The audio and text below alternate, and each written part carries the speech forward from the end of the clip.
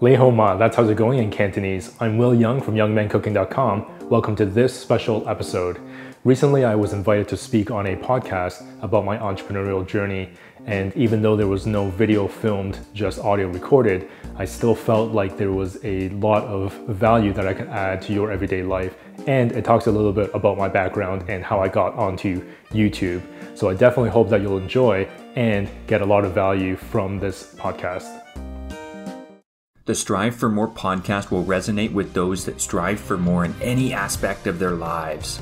Follow along on one man's journey on the path to a meaningful life through long-form interviews with everyone from successful entrepreneurs, artists, physicians, leading scientists, social media influencers, and professional athletes.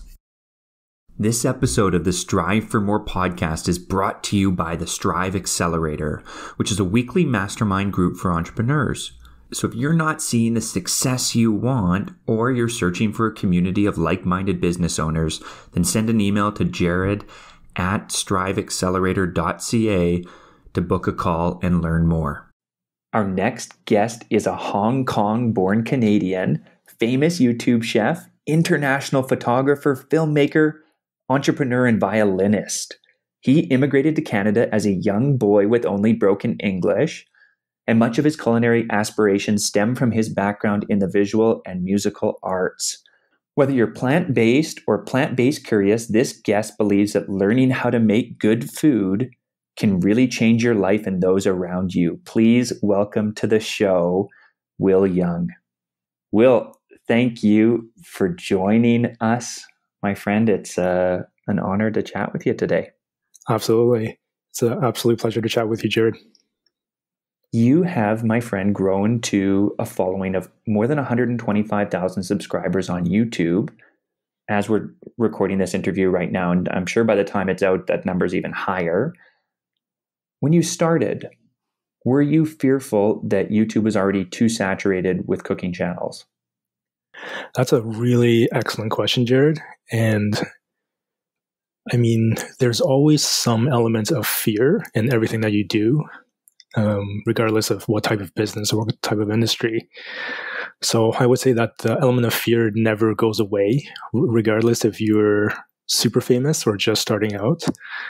I think it's more important to focus on just really, I suppose, without sounding cliche, kind of like the Nike slogan, just do it.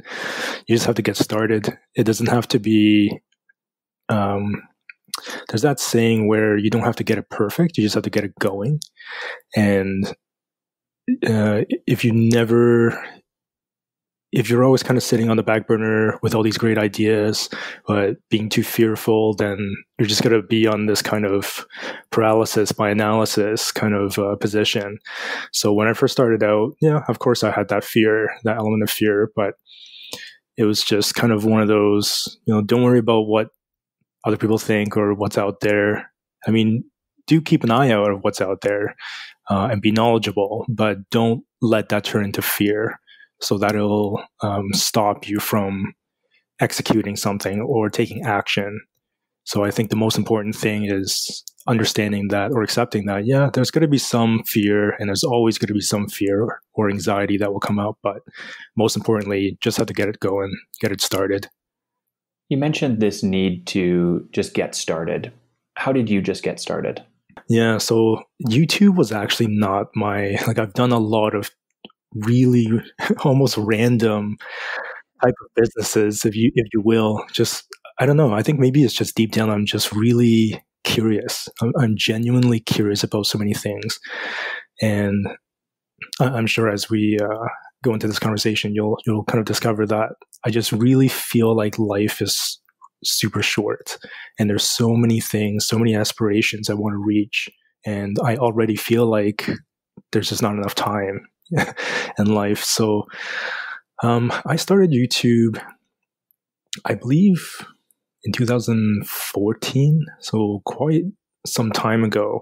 But when I first started the channel, it was purely just for fun. And I just kind of thought, I think I was sitting in the car one day and I just thought, hey, wouldn't it be so cool to just have my own cooking show.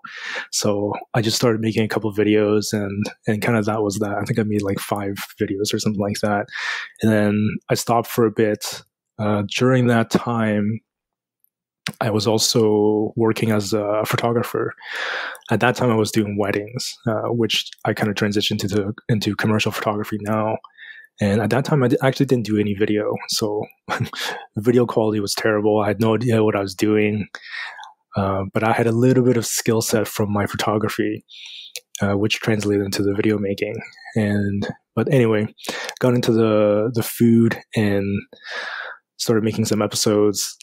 And of course, at first, there's absolutely no traction at all.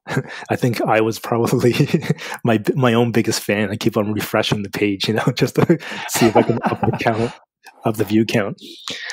So it kind of started from there, and I stopped for a long time for YouTube anyway. And this was after so I used to run a music school, and this was after I sold that school. I ran that for 4 years, and then I started doing photography more professionally, and that's when I started that YouTube channel. But then I stopped for, I think, a year or something, and then I started up again, just kind of for fun. And then I said, okay, you know what? Let me just commit to making 100 episodes just for fun, and see where it goes. I had no real end goal for the YouTube. And of course, at the same time, I was still working as a photographer. And then I think about a year later, I also got into doing video professionally for commercial kind of projects. And I did a wedding as well. And then during that time, I also started a food business. So this is kind of totally random, and it was totally not my expertise, not my natural expertise, but I just had this natural love for food. And I also kind of thought, hey, it would be so cool to, tell all my friends that they can get my product in the supermarket on store shelves. So it was a bit of a, should I say, like an ego thing, which later on I'll mention that I kind of regretted. But so I started that business. So we made a coconut milk. So it's a plant-based coconut milk, super awesome product. I really believe in it, and I still make it just kind of for my own consumption now. But I don't run that business anymore. And during that time, I thought, hey, it would be cool to film some episodes using this product and put them on my YouTube channel, so that this way I can send customers to go, make this masala curry with the coconut milk, or make these smoothies with the coconut milk. And that's kind of how that kind of fueled the momentum on YouTube. But then after I kind of discontinued that business, then I kind of stopped doing YouTube again. So it was kind of like an off and on type of thing for YouTube. And it wasn't only until just last year, I believe, sometime last year, I just kind of committed. I was still doing photography and video, but that was basically all I was doing professionally. And I just committed to telling myself, you know what, I'm going to do 1 episode a week, and no excuses. So I started filming a backlog of episodes so that I could schedule them without feeling overwhelmed. So just kind of went from there. And I would definitely say that when I first started filming or releasing 1 episode a week, it was a little bit better in terms of the momentum, because you're able to analyze the analytics on YouTube. They have a platform for creators. And the first, I would say, 6 months, there was maybe a little bit of difference. It didn't feel like it was proportional to the amount of work I was putting in.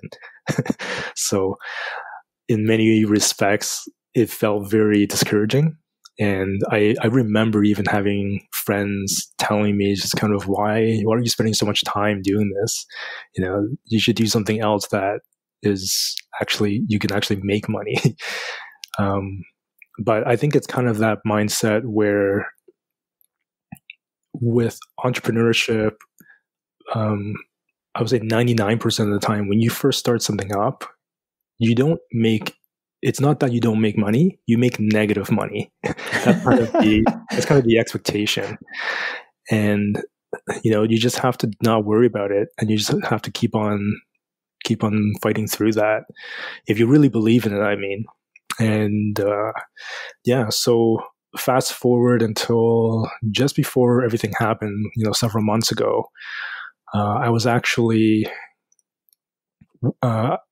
picked up a job as a waiter because my wife and I, we have a investment property that we rent out, and it was kind of a new project for us, a new investment project, and we were kind of learning as we go, and our first tenant was kind of MIA, nearing the end of their lease, so we were kind of getting freaked out.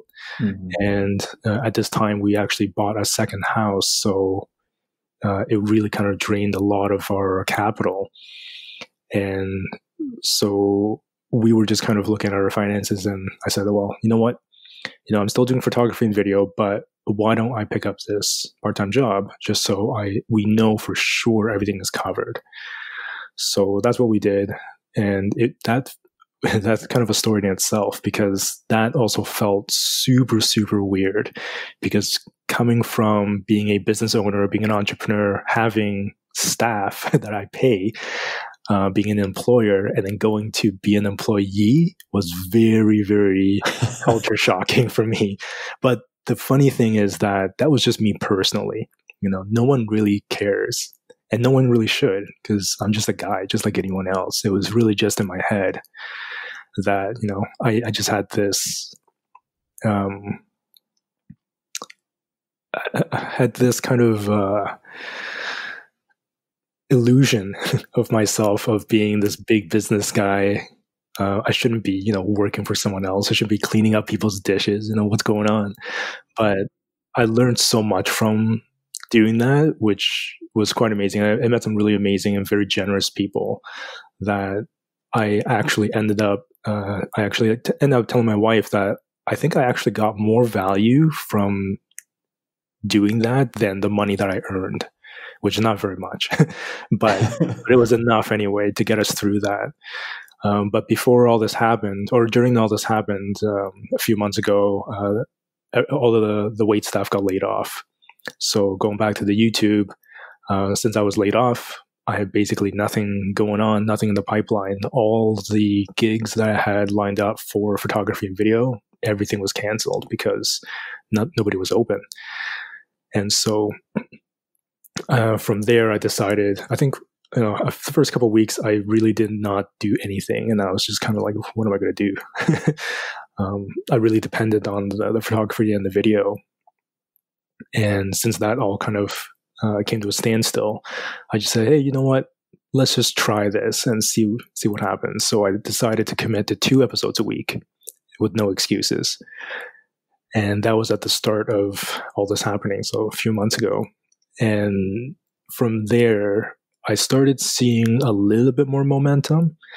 And I think it was after about 200 or so episodes that I started seeing a lot more momentum. And there was this one thing that happened on YouTube so YouTube has something called Creator on the Rise. And it's a sort of kind of like a little boost that YouTube gives creators. And it could be a small creator, it could be a mid-sized creator, it could be a bigger creator. It's really sort of random, but it depends on, I guess, the momentum that they see from your channel in their algorithm, I guess. That's just kind of my guesstimate.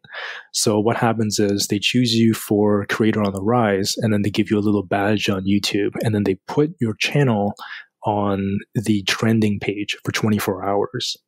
So that's kind of what happened with my channel, where this one day I was looking at my analytics and it just kept on going up and going up, almost like 10 times more viewership than normal. And I was just like, what is going on? And then I found out that YouTube actually chose my channel as creator on the rise. So for 24 hours I was on the trending page. So that's why I had that huge spike. So then, I was all kind of gung-ho and that was all awesome. And then the next day, of course, after the 24 hours, your channel goes back to normal viewership. But after that, I kind of just said, well, this is pretty cool. And there's no reason to lose hope. I'm still, even if I didn't get that spike, I already committed to doing 2 episodes a week. So, really, I should just treat that as a bonus. And basically, I just kind of kept on doing the 2 episodes a week. And I would get some other kind of spikes in viewership and then, be up and down. But generally, it was an upward trend. So then that's when I started seeing after like 200-ish episodes. And of course, as a side note, I'm not saying that you should expect to make 200 episodes before you see any sort of momentum. This is just what happened for me. It does not necessarily mean it will happen for everybody. It could be 100 episodes. It could be 5 episodes. It could be 500 episodes. I have no idea. But that's just kind of what happened for me. And after that 200-ish episodes, I started seeing more and more tangible momentum in the analytics. And then that also kind of helped fuel my my motivation, because there was a lot of kind of slumps where I'm just spending so much time, so much energy, so much resources just filming and editing and planning. And sometimes the videos will do really well, and sometimes the videos just don't do well. So it is that kind of, you have to have a little bit of emotional resilience and just have a smile on your face. If it does well, hey, that's great. If it doesn't do well, hey, it's okay. At least we maybe can learn something from this. Maybe these type of episodes don't do well on my channel. That's okay.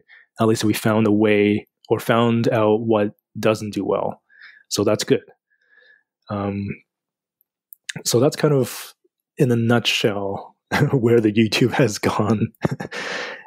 Well, in those moments where things weren't going well, how did you push through? That is a very good question. I think I'm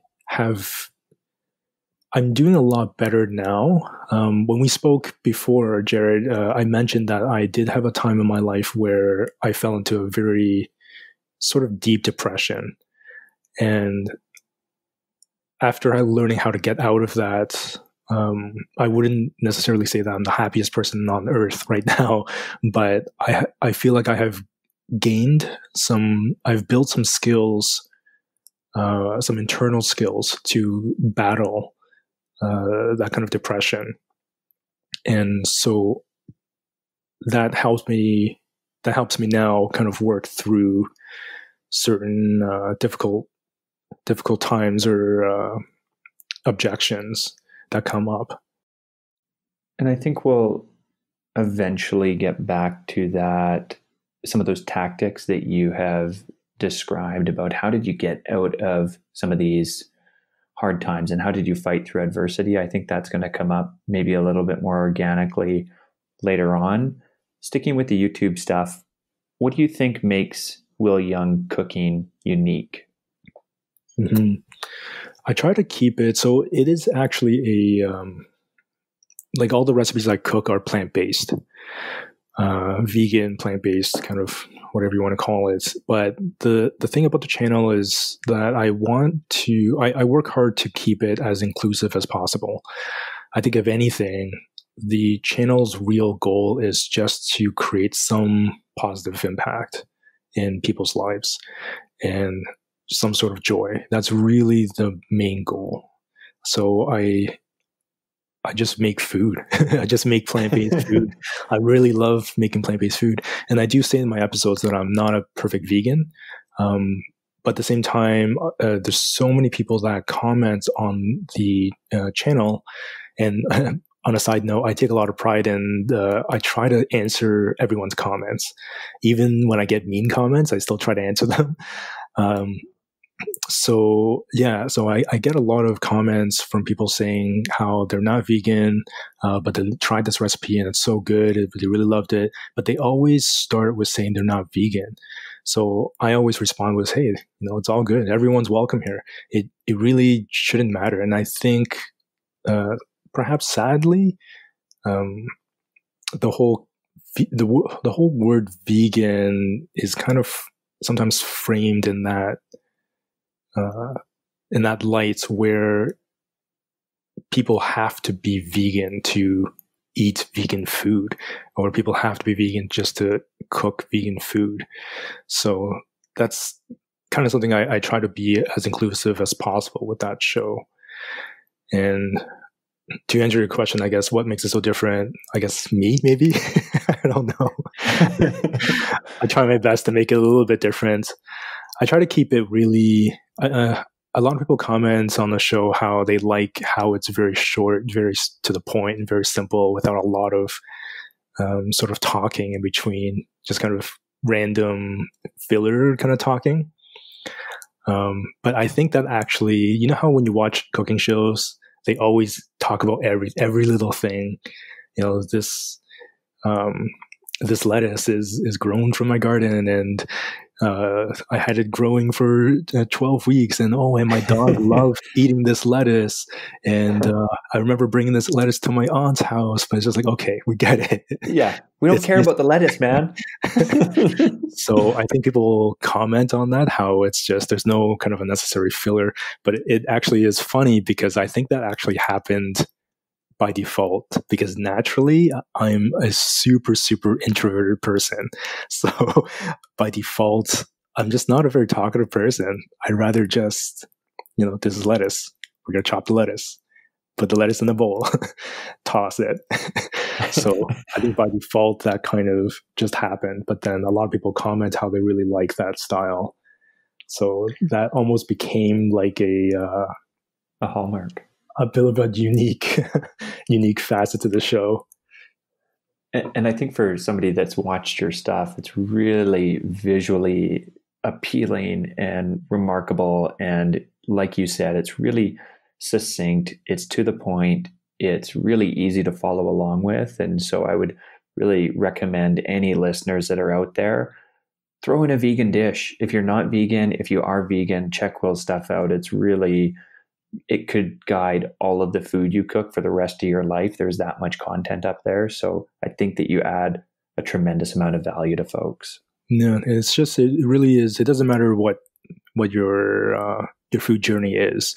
It's all inclusive. Everyone's welcome there. I just really, the main goal again is just to provide a positive impact in your everyday life and just add a little bit of joy.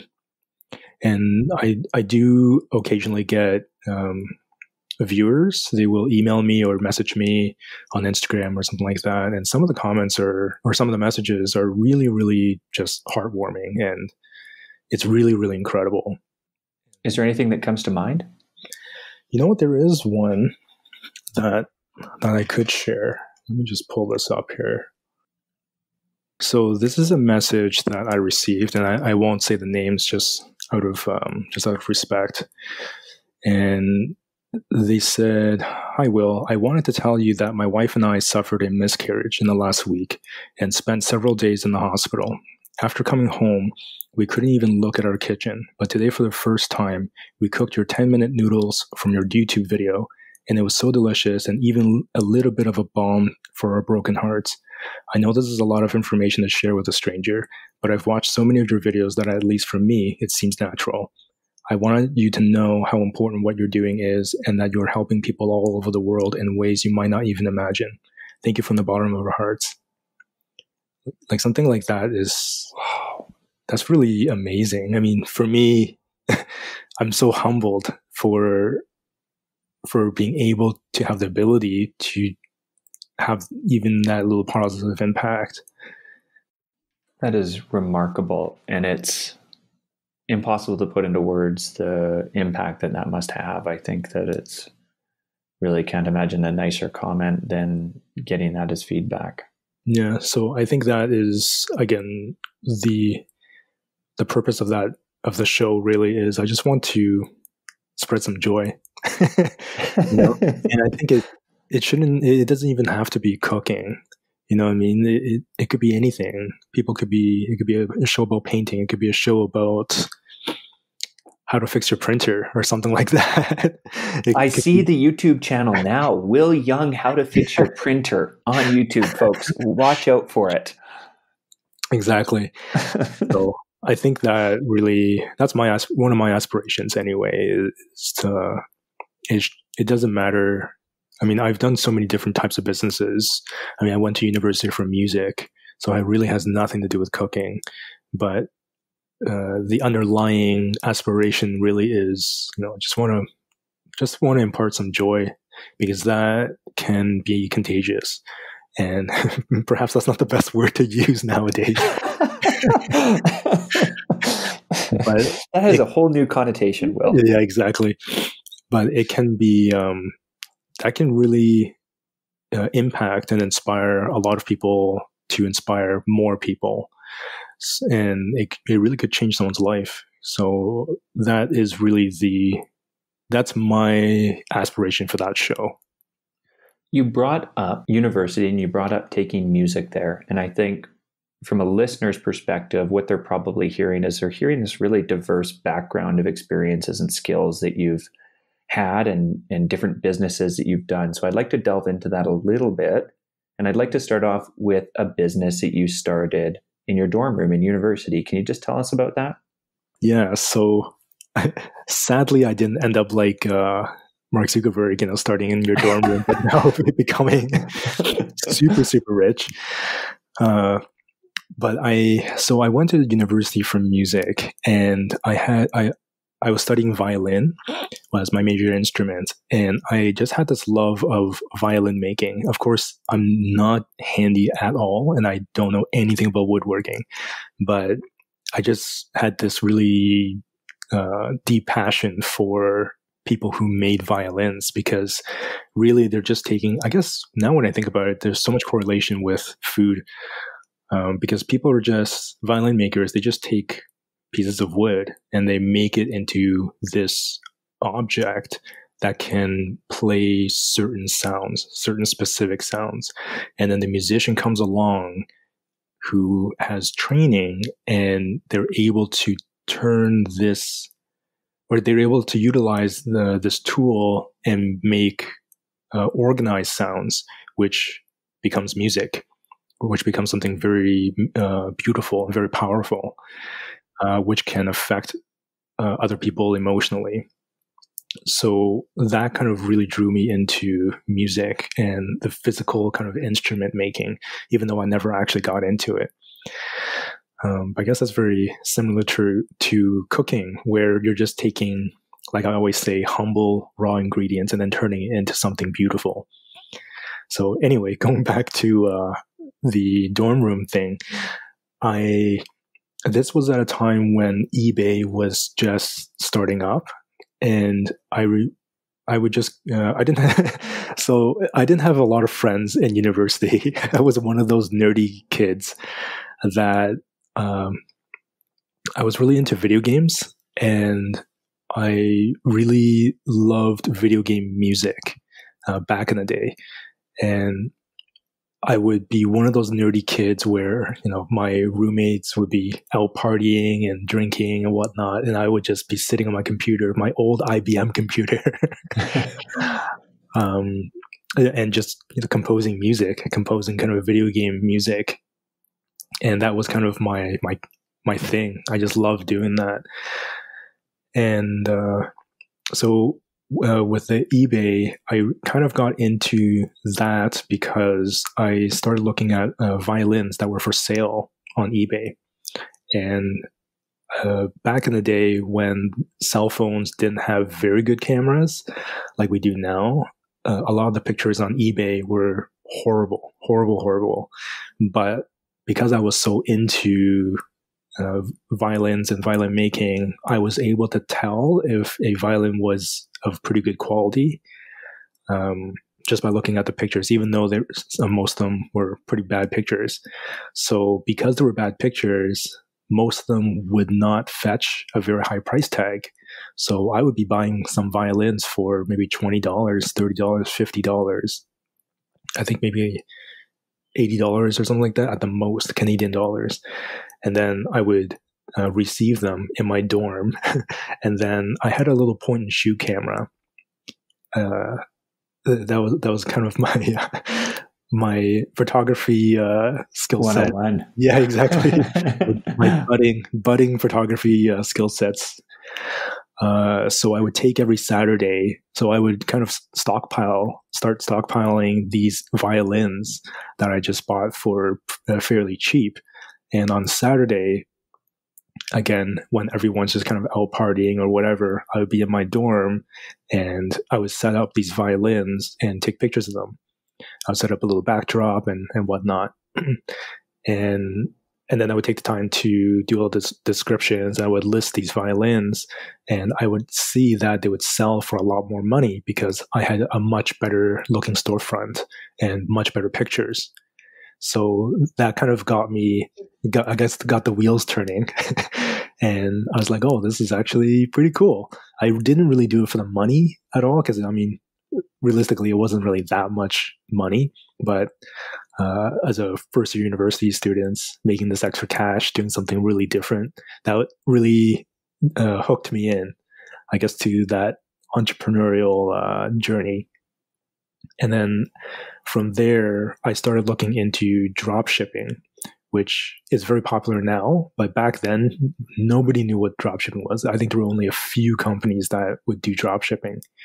And so I looked into that. I would try to make connections with suppliers that would manufacture the violins. And then I would just list the pictures and not actually get the products physically and then ship them out from there once I get a sale. Because there were so many days when I was actually shipping physical products. There were so many days I actually had to order special cardboard boxes to my dorm room just so I can pack everything up. And then I would walk these big boxes to Shoppers Drug Mart that was maybe 3 blocks down from the university and go to the post office there to ship them out. Like it was seriously a hustler kind of in the making because like, it just didn't matter how much work was involved. I just did it. Your roommates definitely thought you were dealing drugs, though. Oh man, I thought maybe they would think I would be selling like weapons or something, like Desperado style. So I kind of went from there. But after university, of course, I didn't continue with that. That was just kind of like a side for fun thing. So you ended up going through music school, you ended up becoming a music teacher, and you had this awesome job. You had an awesome, safe, secure teaching job in an era where teaching jobs just weren't that prevalent. I think many of your friends said, Will, you've got an awesome job. We're so jealous, etc. And you decided to leave that job. You decided to quit and to start your own music school. How hard was that decision, and what did you do to overcome some of those challenges? Yeah, so making the decision was very easy because it was just really driven by passion. I really wanted to do my own thing. And I just had this goal, almost like an aspiration. When I was in my last year of university, I went to teachers college, and that was my last year. And I just had this aspiration where I knew I wanted to just be a business owner, quote unquote. I wanted to own a legitimate business when I was in my early 20s. And so, yeah, basically that's what I did. I just went for it. And at that time, after teachers college, I landed a job at a very nice school. Yeah, I did not enjoy teaching as much as I thought I would enjoy it. And I just really felt that you need to be a very special person to kind of really enjoy school teaching. So yeah, from there I kind of decided that I had a little bit of money that I made from teaching. I think I had like $2,000 or something like that to my name. And from there, I actually at that time I was still living at home. So so that kind of helped. But yeah, from there, I decided to start a music school because I just thought, hey, you know what, I really want to, as I said, start a business, be a business owner in my early 20s. And I also, my wife at the time, she was also in teachers college and she was just finishing just one more year. And I just kind of had this really optimistic vision back in the day. And I was like, oh, it'd be so cool if I open this music school, and when she graduates, I'll be a qualified teacher and she's a qualified teacher, and we'll have this music school, and it'll be rainbows and lollipops, and we'll it'll be a paradise forever kind of thing. And was it? Absolutely not. So, as I said, the easy part was making the decision because it was really run by passion and not by logic. And I mean, yeah, like if I made that same decision now, I probably won't, because like I said, I had $2,000 to my name, and I had to take at that time, I believe it was just over $10,000 that I had to take out as a loan. And I had to also sign a 5-year lease. That was probably the scariest part. Wow. It was a five-year lease on a unit that was about $2,500 was my overhead every month. And then we also had, my wife and I were living in an apartment ourselves. We also had a car. So yeah, I mean, thinking back now in retrospect, I mean, that was so reckless. I would probably not do that again, but man, I really love that guy that just did that, just did it, because it was the start of so many things. So, yeah, I really believe that if you really put the work into something, it just, there's no reason for it not to happen.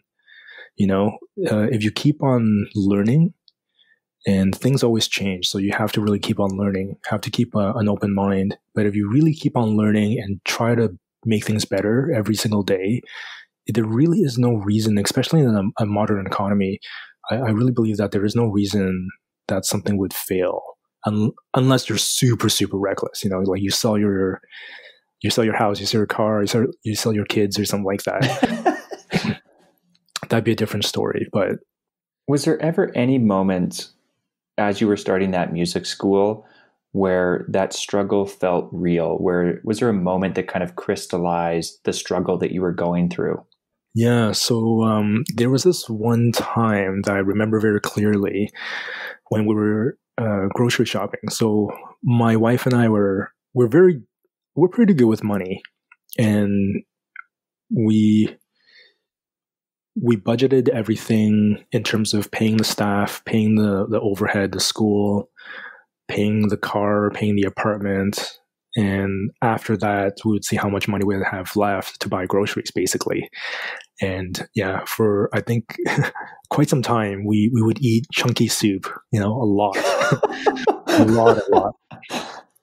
And I remember there was this one time when we were in the grocery store, and my wife actually just picked up a box of crackers, and she just really wanted to buy that box of crackers. And it was a $2 box of crackers. And I will never forget this scenario, this moment, because I remember saying that we just can't buy that. We literally cannot buy that because we seriously just don't have the money. Everything's all paid, which is great. So we're not behind on rent, and we're not behind on payroll or anything like that. So everything's all taken care of, but we literally do not have that extra $2 to buy that box of crackers.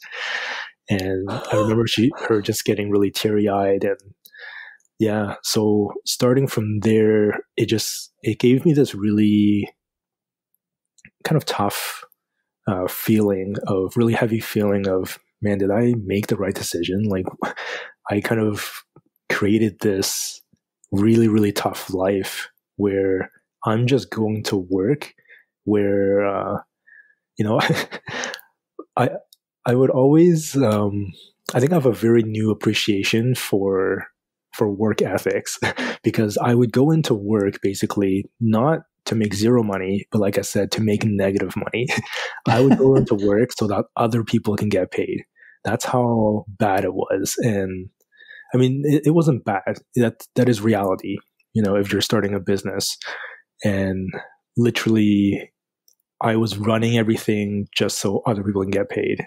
I've never, ever felt that before, because even if you get a minimum wage job, hey, sure, you work for someone and sure, your boss might yell at you or whatever, but you're not going to make negative money. You're still going to at least walk away with something. So I've never had that feeling before. So I would never forget that. Just going into work and basically working so that other people can get paid. What is one thing that you took away from that experience that you think has translated through to today's current success? I think just never give up. Really, if you strongly really believe in something, I mean, I think entrepreneurship, I would strongly say that it's not for everybody. I think a lot of people have something what some business people would call an entrepreneurial seizure. So let me explain what that means. You know how a lot of people, I mean, I know a lot of colleagues who always complain about their job, and they'll come home, oh, I hate my boss, I hate my job, I have this great idea, it's going to be $1 million idea, and they talk about it, and but then they don't take action, and then they go back to work, and then they come back and say, next year, exactly the same thing. I hate my job. I hate my boss.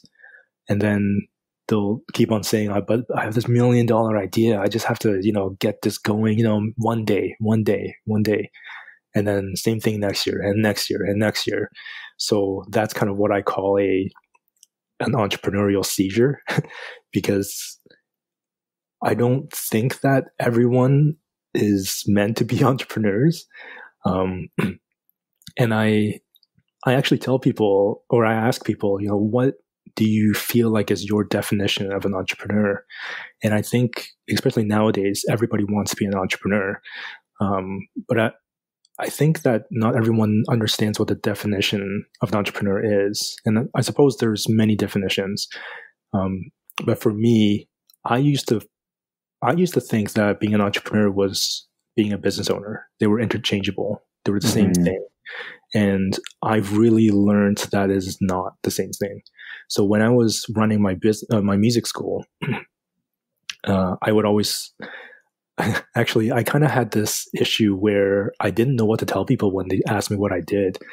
I guess officially I was like the school director, but then I was also a business owner, or an entrepreneur. Like I didn't really know, but fairly recently, I kind of learned that after doing so many businesses and in so many different industries, I think that is what an entrepreneur is. It's someone who basically just solves problems and adds value to the marketplace. And the money aspect is that the entrepreneur has a vision that they want to create, which adds value to the marketplace, but they start a business which becomes a system that funds their vision. And if I was to kind of put it into short form, I would say that when people ask me anyway what an entrepreneur is, I would say, well, I think an entrepreneur is someone who has the ability to endure pain for a long period of time. I would say that is probably the best definition of one. You know what? I don't know if this lands with you, but I recently read David Goggins' book, and I know I'm about 4 years behind the times. And for those of you that may not know David Goggins, he's an ex-Navy SEAL. He now has competed in something like 60 ultra races around the world, and he's really just done it through sheer willpower, and he's a remarkable human being. And I was on this quest to find meaning in my life, and entrepreneurship is, of course, a part of that, and personal growth. And he talks about suffering and how there's meaning in suffering and pushing yourself through pain and enjoying pain to find this meaning. And it just resonated so strongly with me that I ended up doing my first ultra marathon in August, partly because COVID left us with nothing else to do, but partly because I think that's training for life, is how do you live through suffering and thrive in suffering? Mm-hmm. What do you think is, if you just had to choose one trait, what is the number one trait that has led to your success as an entrepreneur? That's actually a very great question as well. And that has changed. That has changed a lot in recent, maybe even in the recent year, singular.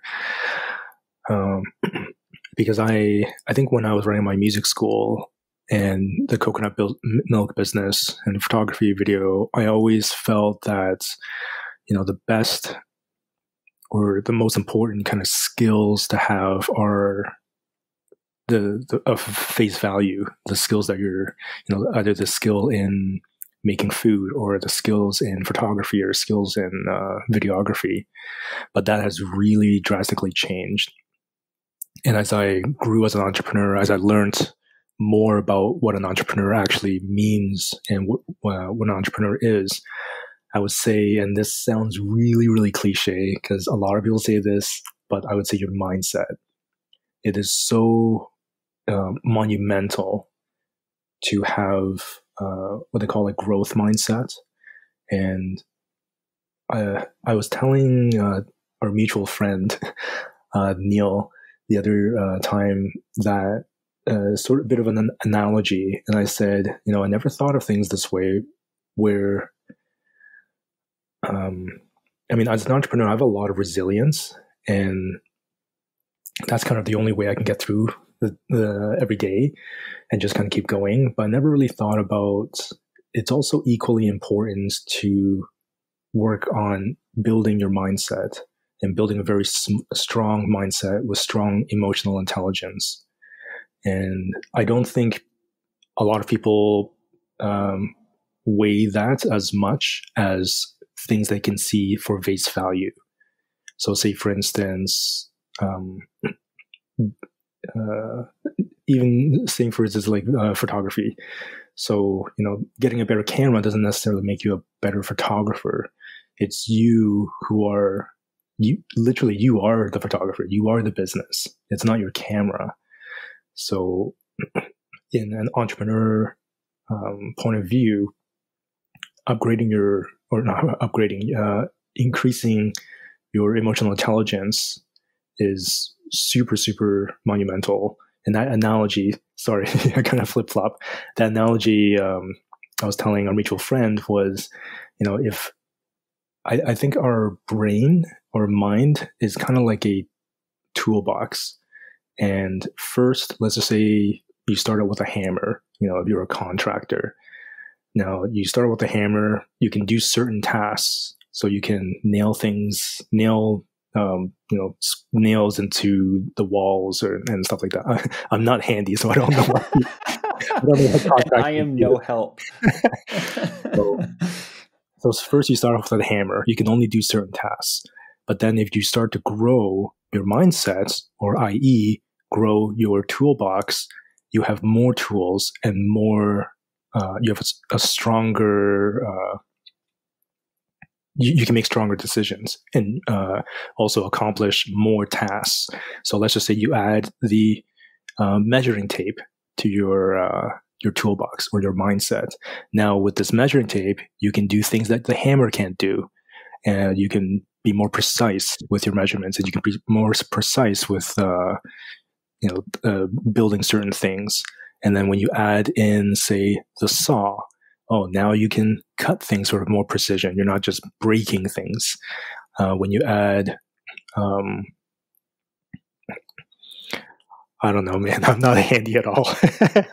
But that brings up a great point. And when you talk about adding these metaphorical tools to your toolbox, when it comes to mindset, what metaphorical tools have you added to your toolbox? Certain things like resilience is definitely absolutely crucial as an entrepreneur or to run a business, to start a business. You really, really have to be resilient. And the funny thing is, you have to be resilient with yourself, because I think you are your worst enemy, or I should say, you can be your worst enemy, but retrospect, you can also be your own best friend. You can also be your best cheerleader, which I think we all need to be more of. Myself included, I'm very, very, very bad at, because I'm a little bit of a perfectionist. So I'm very bad at putting myself down. Or I should say I'm very good at doing that.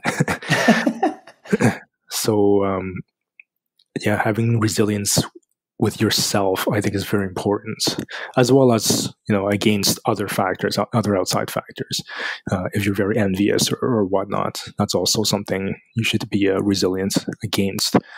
Another thing is having a open mind. I know that sounds really simple, but having an open mind really allows you to keep learning. And especially in the world of business, everything changes all the time. And Mark Cuban from Shark Tank, he said that business is the most competitive sport because it's 24/7. And it's incredibly true, because it just changes all the time, and you have to keep on learning. I think there's this misconception with a lot of people in business or entrepreneurship, or just starting out, where they have this notion of, you just build this thing, it's gonna, be great, it's gonna run itself, and I'm gonna sit on the beach, it's gonna be great, I'm just gonna collect the checks. And that is just not reality. I mean, I'm not saying that that's not possible. That's absolutely possible. Anything is possible. But I can imagine you would have to work super, super hard to be able to sit on the beach and have absolutely nothing to do with your businesses. So, have to keep learning and have to have an open mind. To keep us on this bit of a timeline as we've gone through your entrepreneurial journey, I know that after you built up the music business, it was very successful, you ended up selling it off, and then you got into, like you mentioned earlier, this coconut milk business, and you did that for about a year, and then that stopped. Can you talk about what happened and how you felt? So after we sold the music school, we kind of went on a little bit of a vacation, just to kind of clear our minds and just recuperate. And because when you run a business, there are no sick days and no vacation days, if you know what I mean. And then we did a biking trip. We did like a charity biking trip, and we biked 2,000 kilometers from Toronto to Prince Edward Island. And that was a really cool experience. And during that time, obviously, we had a lot of time to talk about, ideas about anything. And so that's when I started the coconut milk business. It was when we came back, I just felt compelled to start my next business. And it just so happened that I chose a food product business. And so from there, we ran that for about a year. And within the first 6 months, I was really hustling like no one's ever hustled before. I was making product. I was distributing it myself. I was marketing. I was doing literally everything. And just to save cost, just to be resourceful, the bottles, I would actually go and buy the glass bottles myself and pick them up. And I would have to buy the cap separately. And then just to save cost, I would buy the labels uncut. So I would have these massive sheets of stickers, of labels to put on the bottles. And I would basically hand cut them, because it was, I think maybe like 25 cents cheaper per label or something, or 10 cents cheaper per label. But it adds up, right? When you're doing thousands, when you're doing a startup, everything adds up. So, and the only thing I had was time. So yeah, that's kind of the starting pains. And so because I did all that, and I did it for quite some time, I think within the first 5 or 6 months, we were already making profit. But having said that, I was also working like crazy. And from there, we got into like 36 stores, like supermarkets. And yeah, it just almost became like this huge ego thing where I really kind of had to work through, because I just wanted to tell my friends, this sounds so weird, but I just wanted to tell my friends that, oh, you know, I have a product on the store shelf. I'm so cool. I'm so badass, you know. And you are. And you can, yeah, right. And you can go and buy my product on the shelf. But then behind the scenes, I mean, I think that sort of glamour lasted for a week, 2 weeks. But then the behind the scenes, I was working like mad. I felt like I had 5 factory jobs. I was working all the time. And I remember specifically, there was this one day where we got a new account, a new supermarket, and I made personally, I think like 300 bottles. And wow. But I wanted to get it to them as soon as possible. So what I did was, hang on, I'm not explaining this correctly. So that day when we got that new account, I was already distributing a order to another supermarket. And then we got that account, and I said, oh my gosh, I really need to get this product to this new account. So I need to basically, as soon as I get back from delivering this order, I need to start hustling and making more product. And literally those 300 bottles took me all night, no lie. And I literally finished at 7 a.m. in the morning. What? Yeah. And from there, 7 a.m. in the morning, I loaded the car and I drove them all to the supermarket. And then here's the kicker. That's not even the best part. So when I drove it to the supermarket, I guess there was like a miscommunication. Something got lost in translation with the order, and they, for whatever reason, it doesn't matter now, but they couldn't take the product. And I was just like, you gotta be joking me. I just slaved all night to make this. And, you know, we were operating at a capacity where every dollar counted at that time. I was still cutting my own labels. And yeah, I mean, those were just kind of things that you just have to, okay, well, what are you going to do, right? It is what it is. And instead of focusing your energy on just being so down about it and saying, well, you know, we could have done this or could have done that, could have, would have type of thing, just why don't we focus our energy and our resources into getting more accounts and generating more revenue? So that's a better use of your resources. So yeah, just crazy stuff. And then when I sold not sold that business. So when I decided to put a pause on that business because it just got way too much, and I literally developed like a physical anxiety, which I've never felt ever.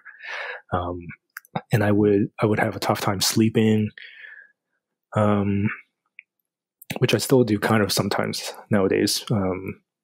But I just developed this anxiety where I could feel it in my chest. It was just really hard to breathe, like physically. And I never have felt that before. So it kind of freaked me out a bit. And, you know, I would just kind of subdue it, and I would, you know, just keep on hustling, making the milk and distributing it and doing the same thing over and over again. Until just one day I just decided, you know what, this is really, I was talking to a good friend of mine, and she's very positive minded. And I think I really needed that at that time because I was so busy just doing my own thing. I was literally in a bubble, and being in this bubble, I had no social life. I had no outside connection. So yeah, it was just me and my own negativity, really, because I was just running this business. Actually, I wouldn't even say I was running the business. The business was running me. I was really just surviving and not thriving. So yeah, I was speaking to a friend of mine, and she sent me this quote, which I mentioned before, that just because, and I was telling her that I was considering putting a pause on the production. And I was just like, oh man, I don't want to. And I was telling her really truthfully, I feel like if I stop this business, I feel like I failed. And I don't have that kind of track record in my my entrepreneurial career. So it felt like, I guess, part of that ego thing where it just I shouldn't have that on my track record because I'm a very quote unquote successful entrepreneur. And she sent me this quote where it said, just because something along the lines of, just because you put something behind doesn't mean you failed. It could mean that you're making room for something better. Wow, and how true. Yeah, and I said, oh man, you know what? You're right. I have done so many different kind of businesses, and I still have so many aspirations. Like the drive has never died. In fact, I think it just gets stronger every year. There's so many other projects I want to work on. So I think I gave that a year, and I said, this is really driving me to the ground, just mentally. I mean, we were making money, but mentally it was killing me. So that's when I decided to put a pause on that business, which at first, and this is the interesting part, is that at first it felt great. It felt like you just broke up of like a bad relationship or something. But after that, I think about maybe several weeks in, I started feeling super, super depressed because it started, like I said, you could be your own worst enemy. And my own worst self started, telling myself, you failed. That was a failure. That business failed. It could have been so much more. It could have been this. It could have been that. We were at a point. I actually, when I took that business, or when I started that business, I actually took it to Dragon's Den, just like the audition, but we didn't get in. It was too early at that time. But like I had so many aspirations for that business, and I'm sure it could have worked, but yeah, it was just so much. And then, my kind of negative self would just keep on telling me all these things. Well, it could have done this. It could have had the potential to do this. And yeah, it was just failure was all I kind of heard from that side of me. So yeah, it's just terrible and very potentially dangerous if you're kind of stuck in your own bubble like that. And I think a lot of entrepreneurs go through that sort of anxiety, sort of self-doubt, and like a very, very serious self-doubt, because it's not just, you losing your cool or something. It's, this is your livelihood. You put your life, in many cases, you put a lot of money into your own business. So yeah, it's very, very real, the potential depression that you can get into. And Will, how did you get out of that depression? What were some of the actionable things that you figured out over time to help? Yeah, so there were many days where I think I had this depression for maybe several months, like 3 months, 5 months, something like that. I don't even remember. You kind of lose track of time. And there were many days where I was just in my bed and I just couldn't get up. The only thing that was I was making money from at that time was just photography and video, basically. So I wasn't running the coconut milk business anymore. And yeah, it was a big kind of pay cut. And then I was literally just surviving again. I had a lot more time, but a lot of that time was just spent in bed, basically, just drowning in my own sorrows. And one day I think it wasn't like an aha moment. I mean, deep down, I started kind of separating my negative self with my positive self. I treated those as two different people. And I kind of just started asking myself questions. Like the positive side would ask the negative side questions. Yeah, it sounds so weird, but it started working. And I would ask myself questions like, I know I don't want to be in this stage. I know I don't feel good right now, but hey, you know what? That's actually a good thing. I don't feel good right now is because I want to get out of it. If I felt good right now, being depressed, that's bad. So that was a starting point. So I started from there. Okay, so I made that distinction. I know I want to get out of this. So the question was, well, what can I do? So open-ended question. I would ask that negative self, what can I do today to start finding a solution? Something very manageable, something very simple, that kind of question. And so, my other self would start answering with ideas like, okay, well, I guess with reasonable ideas. I mean, so, today I really don't want to get out of bed. I'm so used to just staying in bed, in my own bubble. But okay, well, today, why don't we just get up and make lunch? And here's another open-ended question. Okay, so if I got up and made lunch, what is the consequences of that? Or what is the consequences if I do get up and make lunch? And would I be able to live with those consequences? Okay, well, consequences are I just spent some time making lunch. That's it. If I feel like that was a terrible lunch, or if I feel like that was a waste of time, okay, well, at least I tried. And here's another question. What were you going to do anyway? If you weren't going to make that lunch, what were you going to do anyway? I was just going to stay in bed. So, okay, well, why don't we at least get up and try to make lunch? So I remember this really clearly. There was this one day I just got up and I made lunch. And afterwards, I genuinely felt so much better. It was almost like a big weight was lifted off my shoulders. Now, mind you, I still was pretty depressed because, making lunch doesn't solve all your problems, all your world problems. But it's kind of like that. There is a saying in I believe it's the Navy SEALs, where if you want to save the world, how can you save the world if you can't make your own bed? Yes. And it really is that act of you need to do something. You need to physically get yourself up and just do it. So for me at that stage, because I was so low, that act was just making lunch. So that's okay. I don't expect, no one expects you to get out of depression one day, the next day be a millionaire. It just makes no sense. But being able to get up and just make that lunch, I was like, man, that actually felt really good.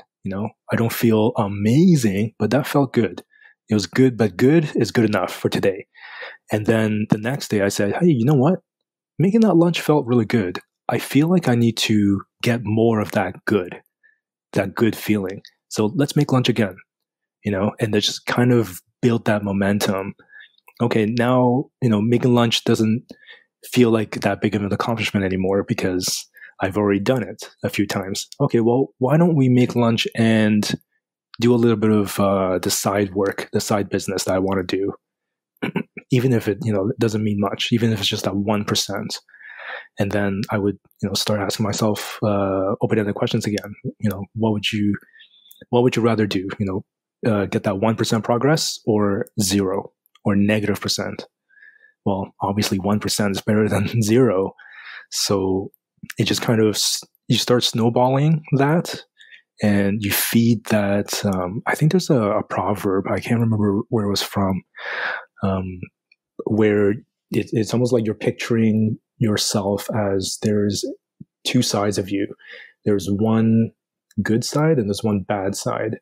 And if you keep on feeding the bad side of you, then your bad side is just going to get stronger and stronger and eventually eat the good side. But if you keep on, so it's really up to you which side you want to feed. So if you keep on feeding that good side, it's just kind of like that feeling of, oh man, making that lunch actually felt pretty good. Let's make more of it. Let's get more of that good and feed more of that good side. So eventually that good side will become stronger and stronger, and it'll be easier to fight off that negative side. Well, something interesting that I'm seeing is that remedy for the depressive state that you were in at that time was food. And now, years later, you're actually trying to maybe give people that same experience and that same process that you went through, you're just giving that to other people. And so it's very neat to observe from the outside. That's actually amazing. That's really profound. That's very generous of you to put it in that light, because I didn't think of it that way. Well, I think I'd be remiss if I didn't ask, for those folks out there that might be starting a YouTube channel in 2020, what's the advice you'd give to those folks? Mm-hmm. I would say same thing as I said at the very beginning. Just do it. You really need to just start and get it going. And the thing about starting either a YouTube channel or a business is that you will learn as you go. You'll learn along the way, and you can spend all the time in the world until you die, really, trying to get all the skills you need to get everything going perfectly. But by the time you learn all those skills, the world would probably have changed. And I mean, that's kind of like a very elaborate or glamorous way of putting it, but I guess what I mean is certain things, say for starting a YouTube channel, certain skills that you learn right now can actually change, next month. I have no idea. So certain examples would be like making really good thumbnails, because those are pictures that kind of really hook people to want to click on your video, or certain ways to tag your videos. So one of the strategies is to have like a long worded kind of keyword tagging. So say, for instance, if I made a video about vegan ramen, so instead of the first tag being vegan ramen and that's it, that should be one of the tags, but the first tag, strategy wise, quote unquote, should be something like how to make vegan ramen recipe at home. So that's one long-winded tag. Apparently that strategy, does it work? I don't know. It's all experimentation. And that's really, I think that's a skill in itself, is have the resilience and the patience to experiment, because those strategies, it's good to try to learn those strategies, those specific strategies. But like I said, I have no idea if they work. They may work, they may not. Certain things I feel like have worked, but sometimes doesn't always work. And like I said earlier, it shouldn't matter. You just need to have the same smile on your face, whether you get a video that hits 100K views or if it only hits 1K views or 100 views. You just really need to have the resilience and the patience to experiment and to learn and keep learning. Do you have a system for learning from those experiments that you undertake in tagging or thumbnails or content? Or is that something that's kind of an ad hoc, and you see what works and try and do more of that? Yeah, so one of the strategies, I think the strategy that I have found the most success in is the one where you should light your hair on fire and run around. No. I'm sure I would get a lot more views if I did that. One of the strategies that I found works the most effective is looking at your personal channel. And this is why I would stress very, very much that it works. I have found success for me. It may not work for everyone. And looking at your personal channel and seeing similarities between different videos that you've made and videos that have done well. So say, for instance, if I make vegan ramen and say the first one does really well, okay, I'll have a couple other videos in between. Maybe I'll have like a Caesar salad video. I'll have a stew video. I'll have apple pie video or something like that. And then I'll put vegan ramen again, a different type of vegan ramen. And if it does really well again, then that kind of tells you something. That's data that you shouldn't ignore. and then, experiment, as I said again, have a smile on your face, experiment, and light your hair on fire. Exactly. Yeah. Make vegan ramen with your hair on fire. I see a new cookbook, Will. Yeah. So that is actually why one of the reasons why I decided to write the vegan ramen cookbook is because I was just looking at my own personal channel, the data, and I saw that a lot of the vegan ramen episodes were very popular. So I just kind of said, hey, you know what? Instead of writing a cookbook, actually, this is actually really funny. Before I wrote that vegan ramen cookbook, it was actually a book that was about entrepreneurship, but recipes for entrepreneurs. But I was going to have like entrepreneurship stuff in it. So I wanted to make it different. And it was going to be called something like recipes for the hustlers or something like that, or recipes for the hustle, something like that. But that kind of quickly evolved. And then I started seeing, hey, that strategy of, it seems like a lot of people like vegan ramen on my channel. So it only kind of makes sense that why don't I niche down, and instead of making a book that's about everything, kind of like most cookbooks, I guess, would be kind of, one page you'll be making a salad, another page you'll be making a soup, another page you'll be making bread, another page you'll be making pizza or tacos or kind of something like that. So I kind of thought, why not just niche down and make like an epic book of ramen?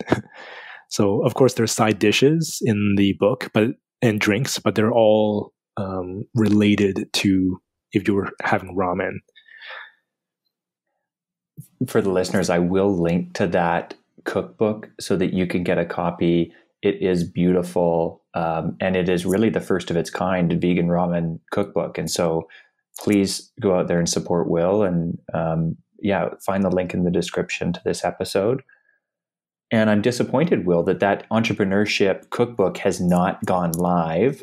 Yeah. As you were saying that, I was just thinking, that's exactly what I need. Something quick and healthy and peppered with your humor and insights. That's what we need.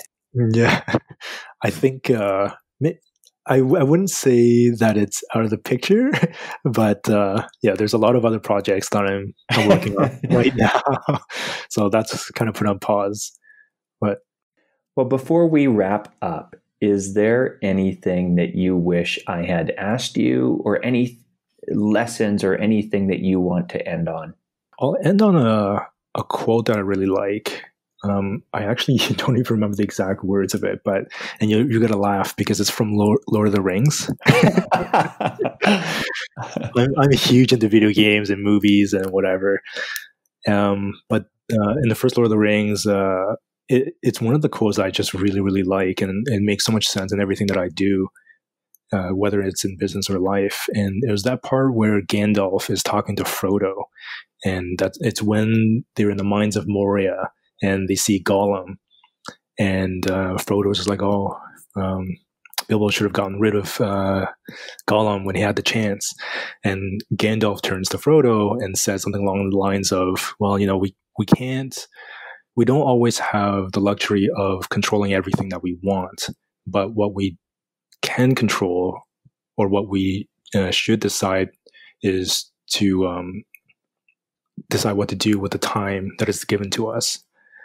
So going back to the YouTube channel really is just the goal is to create a positive impact and just to spread as much joy as possible.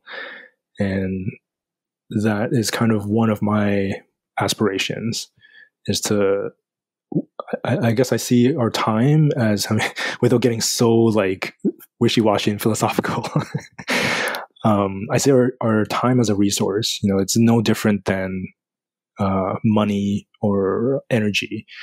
In fact, I think it's more valuable than money, because time you can't buy. And I think it's important to really reflect and understand what is valuable for us and what our aspirations are. And that's what we should proportionally spend our time trying to achieve. Well, Will, like Frodo, we are all, I think, looking for a guide like Gandalf in this world.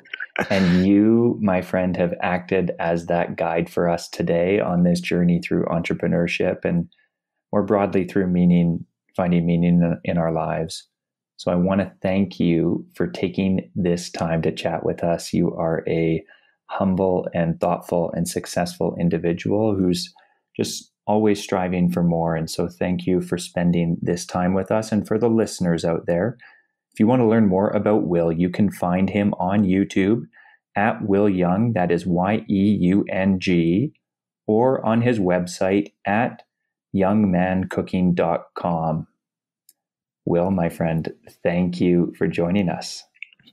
It's a pleasure. It's always a pleasure to talk to you, Jared. I admire your time. If you enjoyed this episode of the Strive for More podcast, you may also like episode number 19 from this series with the founder of Becoming Filipino, which has more than 2 million followers on social media. Thank you for listening, and I hope you enjoyed this episode. Please stay tuned for more stories from successful entrepreneurs, artists, influencers, and sports and medical moguls. Please know that I've got your back and the world needs you to go out there and create, innovate, and iterate.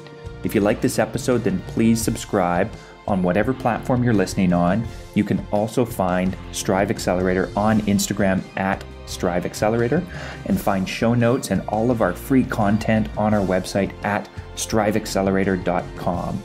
I always want to hear feedback from listeners, so please shoot me an email at jared@striveaccelerator.ca.